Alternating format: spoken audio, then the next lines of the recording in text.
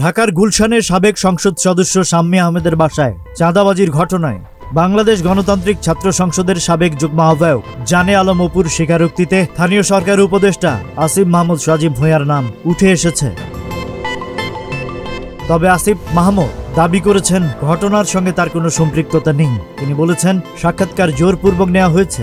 রাতে কাজ শেষ হলে মাঝে মাঝে তিনি ৩০০ ফিটের নীলা মার্কেটে হাঁসের মাংস খেতে যান। দোকান বন্ধ থাকলে গুলশানের ওয়েস্টিন হোটেলে যান।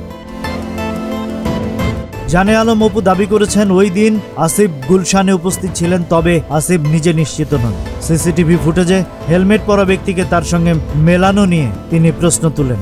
তিনি আরও জানান ২০২৪ সালের ৫ আগস্টের পর তার সঙ্গে জানে আলমের দেখা হয়নি এবং পুরনো জোরপূর্বক স্বীকারোক্তি নেওয়ার প্রথা আবার ফিরে এসেছে কিনা সেটাই শঙ্কার বিষয়।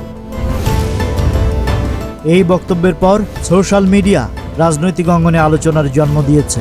বিজেপির চেয়ারম্যান ব্যারিস্টার আন্দালিব রহমান পার্থ ফেসবুকে লিখেছেন, এক সময় ভাত খুঁজত ক্যান্টিনে, এখন হাঁস খুঁজে ওয়েস্টিনে। পোস্টটি ৭৭,০০০ লাইক, ২০,০০০ মন্তব্য এবং ৮,০০০-এর বেশি শেয়ার পেয়েছে। Rajib Raihan, news flash 71।